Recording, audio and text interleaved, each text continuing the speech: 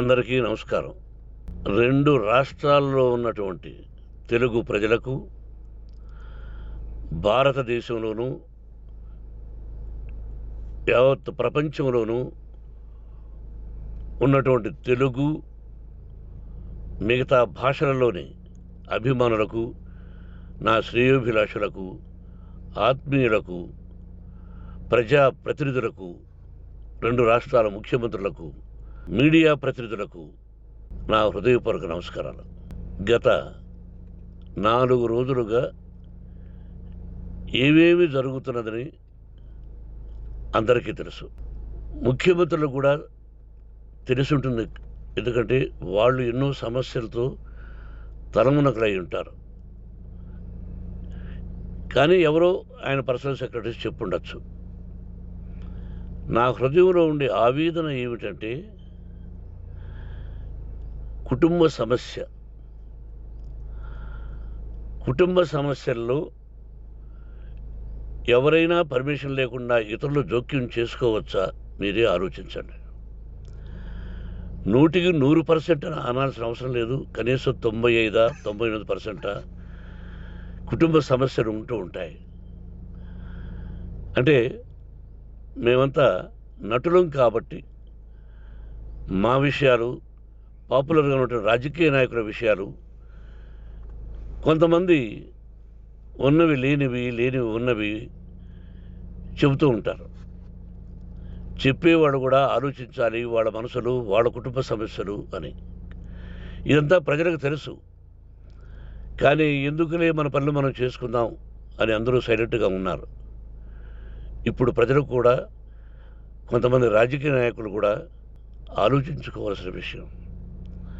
Visuals చూడండి, టీవీల్లో వస్తున్నాయి, సోషల్ మీడియాలో వస్తుంది. రాత్రి 8 గంటలకు గేటు తోసుకుని నా బిడ్డ మనోజ్ కుమార్ వచ్చాడు. అది రైటా రాంగా పర్సనల్ విషయం, తర్వాత మాడుకోవచ్చు.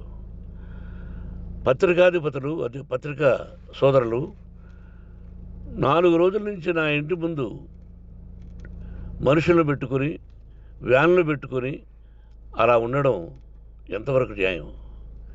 నేను అప్పటికీ బయట పోతున్నప్పుడు చెప్పాను, అందరికీ నమస్కారం అయ్యా, మీకు కుటుంబ సభ్యులు ఉన్నారు, దయచేసి నా సమస్యను నేనే పరిష్కరించుకుంటాను నా బిడ్డలతో, దీన్ని చిలవలు పరవలు చేయొద్దండి, దయచేసి నన్ను గౌరవించండి, నేను ప్రజలకు ఏం చేస్తున్నాను ఒక విద్య ద్వారా అనేది మీకు తెలుసు, నటుడిగా మీ అందరికీ తెలుసు, ఒక రాజ్యసభ సభ్యుడిగా మీకు తెలుసు, ఎంత క్లీన్ చిట్టుతో వచ్చానో రాజ్యసభ సభ్యుడిగా. నా హృదయంలో ఉండే ఆవేదన చెప్పనలవే కాదు, మీకే చెప్పాలి. ఈ రోజున ఈ మీడియా సోదరులు ఎంత కల్పితాలు, ఎంత నెగటివిటీ నన్ను గురించి చెప్తున్నారో మీ అందరికీ తెలుసు. దానికి నేను బాధపడడం లేదు. మీరు ముఖ్యంగా తెలుసుకోవాల్సింది, రాత్రుల్లో గేటు తోసుకుని, గేటు పగలగొట్టి పర్మిషన్ లేకుండా ఎవరైనా రావచ్చా? మీరే చెప్పండి. వచ్చిన వాళ్ళు అందరూ మీడియా సోదరులా, లేకపోతే ఇంకెవరైనా నా మీద పగ, రాగద్వేషాలతో ఏదో ఒక ఛానల్ చేతులు పెట్టుకుని అలా వచ్చి ఉంటారేమో సందేహం. కానీ వాళ్ళను కొట్టాలని, తిట్టాలని మనసా వాచ దైవసాక్షిగా నేను అలా ఆలోచించేవాడిని కాదు. ఎందుకు? వాళ్ళు ఉద్యోగస్తులు, నేను కూడా ఉద్యోగస్తునే, అందరూ కూలివాళ్ళం. భగవంతుడు ఇస్తుంటాడు మనకు కూలి. ఎవరికి ఏమిటి అనేది ఆయన నిర్ణయిస్తాడు. ఇది మీ అందరికీ తెలుసు. వాళ్లకు నేను చెప్పినా వినకుండా ముందు నమస్కారం పెట్టాను. అయినా అతను నేను కొట్టామనే చెప్తున్నారు తప్ప, మైక్ తీసుకెళ్ళి నోట్లో పెట్టాము, నా కన్ను పోవలసింది. కన్ను పోయి ఉంటే అప్పుడు నేను కేసులు పెట్టాలి. అది నా కన్ను పోలేదు, కొంచెం తగిలింది కంటి కింద, నేనే ఎస్కేప్ అయ్యాను. లేకపోతే నా జీవితం గుడ్డిదయ్యేది. అతనికి తల కాదు చెంప మీద తగిలిందన్నారు. ఓకే, ఆ చీకట్లో ఎలా జరిగిందన్నది వాస్తవమే. మైకు లాక్కోవడం, వాడు నన్ను కేకలేయడం, ఆ దీనిలో ఘర్షణ జరిగింది. నేను కొట్టిన దెబ్బ అతనికి తగిలింది అన్నారు. దానికి హృదయపూర్వకంగా బాధపడుతున్నా. అతను నాకు తమ్ముడే. ఒక తల్లి బిడ్డలం కాకపోయినా I love them, I like them. అటువంటిది ఈ రోజుకి బాధపడుతున్నా నేను. అయ్యో, అతని భార్య ఎంత బాధపడుతుందో, అతని పిల్లలు ఎంత బాధపడుతున్నారో అని నేను ఆలోచిస్తున్నా. మరి నేనెంత ఆవేదనకు గురి హాస్పిటల్లో అయ్యానో. నటించింది సినిమాలో నటిస్తాను తప్ప నిజ జీవితంలో నటించాల్సిన అవసరం లేదు. నాకున్నది ఒకటి ధైర్యం, సాహసం. నీతిగా, న్యాయంగా, ధర్మంగా బ్రతకాలన్నది నా ఆలోచన. ఎందుకు కొట్టాలి? గేటు బయటుండి నేనేమైనా అసభ్యకరంగా వాళ్ళని కొట్టుంటే డెఫినెట్గా నా మీద 50 కేసులు కాదు 100 కేసులు పెట్టి నన్ను అరెస్ట్ చేయొచ్చు. లేకపోతే నేనే పోలీస్ స్టేషన్కి పోయి, అయ్యా, ఆవేశంలో నా ఇంటి బయట ఉన్న వాళ్ళను కొట్టాను, నాది తప్పే అని పోలీస్ స్టేషన్కి ధైర్యంగా పెడతాను. కానీ ఇంటి లోపలికి వచ్చి నా ఏకాగ్రతను, నా మనశ్శాంతిని భగ్నం చేశాడు. ఆల్రెడీ నా బిడ్డ చేస్తున్నాడు. అయినా నీ కన్నబిడ్డ, ఎప్పటికీ నీ కన్నబిడ్డే. ఏదో ఒక రోజున న్యాయం జరుగుతుంది, మేము కూర్చొని మాట్లాడుకుంటాం. దీనికి మధ్యవర్తులు అక్కర్లే. కుటుంబ సమస్యలకు బయట వాళ్ళని పిలిపించి ఇలా చేయండి, మీరు ఇలా మాట్లాడండి అని చెప్పక్కర్లే. కట్టుబట్టలతో మద్రాసుకు వెళ్ళేవాడిని. ఆల్రెడీ మీకు చెప్పాను. పైసా లేకుండా కట్టుబట్టలతో, చెప్పులు సగం కింద అరిగిపోయి అలా వెళ్ళినవాడిని. మా తల్లిదండ్రులు అద్భుతమైన జన్మను ప్రసాదించారు. ఒక్క పైసా ఇవ్వాల. నా కష్టార్జితంతో నేను సంపాదించి ఈరోజు నేను కులమతాలకు అతీతంగా 25% ఫ్రీ ఎడ్యుకేషన్ ఇస్తూ, నా స్థాయిలో నాకు తగిన సహాయం చేసుకుంటూ, వరద బాధలు వచ్చినా, ఇంకోటి వచ్చినా, అన్నయ్య ముఖ్యమంత్రిగా ఉన్నప్పుడు కూడా ఎన్నో చేశాను.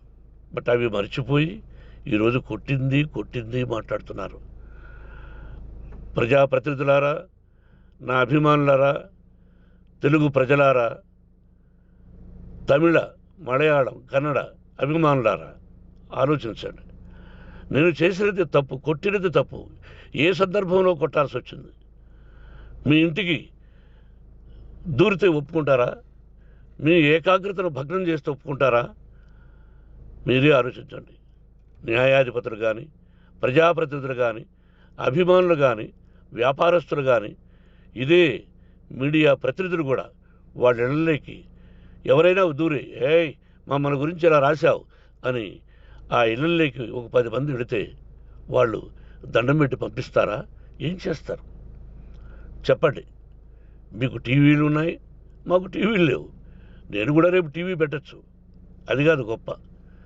నా హృదయపూర్వకంగా చెప్తున్నా, అతని మనసును బాధ పెట్టినా, అతను గాయమైన దానికి చాలా చింతిస్తున్నాను. చింతించే లాభం ఏమిటండి అంటే, మరి ఏం చేయాలి? మీరు చేసిందేంటి? మళ్ళీ చెప్తున్నా, అసలు అతను నిజంగా జర్నలిస్టా కాదా అని ఆ చీకట్లో నాకు ఎలా తెలుస్తుంది? టీవీ 9 అని నాకు ఎలా తెలుస్తుంది? ఏదో ఒక కంటి మీదకి ఒక మైక్ వచ్చింది, దానికి అబక్కం లాక్కున్నాను. ఇది వాస్తవమే, అసత్యం కాదు. అది టీవీ 9, ఆ టీవీ 9 మైక్నే లాక్కోవాలి. అది ఏంటండి? నేనేమన్నా మూర్ఖుడినా? వాళ్ళందరూ నాకు కావలసిన వాళ్ళే. ఈ రోజున ఆ రజనీకాంత్, అతను కూడా ఎన్నో ఫోన్లు నేను చాలా సందర్భాల్లో మాట్లాడున్నాను. ఇట్స్ లైక్ మై సన్నా, లేకపోతే బ్రదరా, అలా ఉంటాం. మరి ఈ విషయంలో మాత్రం మీరు అందరూ అంటే మీరు చేసినది తప్పు అని మీరు ఒక్కరు అనలేదే. కానీ జర్నలిస్టు సోదరులు, ఒక ఆడపడుచు, దాదాపు ఒక 5-6 మంది ఆడపడుచులు, ఒక 5-6 మంది సోదరులు, వాళ్ళందరూ మాట్లాడారు. కొట్టడం తప్పైనా ఏ సందర్భంలో కొట్టవలసి వచ్చింది, ఇవన్నీ క్లియర్గా మాట్లాడారు. ఆయన్ని మీరు చెప్పరు. కాబట్టి పైన భగవంతుడు చూస్తున్నాడు. పోలీస్ అంటే నాకు ఇష్టం. ప్రజలను కాపాడవలసిన బాధ్యత వాళ్ళది, రక్షణ కల్పించవలసింది. నా విద్యాలయానికి కూడా ఐపీఎస్లు ఐఏఎస్లు అయిన విద్యార్థులు ఉన్నారు. వాళ్ళకు న్యాయం ధర్మం నేర్పించి పంపించాను నా ఇన్స్టిట్యూషన్లో. But they are perfect. కొంతమంది ఐపీఎస్లు ఐఏఎస్లు డీసీపీలు ఇలా చాలామంది ఉన్నారు. బట్ ఎక్కడెక్కడో పనిచేస్తున్నారు. వాడు నా బిడ్డలు, మరి వాళ్ళు కూడా పోలీసు ఉద్యోగస్తులే కదా, న్యాయంగా ఉన్నారు కదా. కానీ ఇక్కడ మాత్రం ఏకపక్ష నిర్ణయం ఏమి చేస్తున్నారో మీరే ప్రజలారా చూడండి, ఆలోచించండి. నేను న్యాయమా అన్యాయమా, నేను చేసింది న్యాయమా అన్యాయమా, మీరే ఆలోచించండి.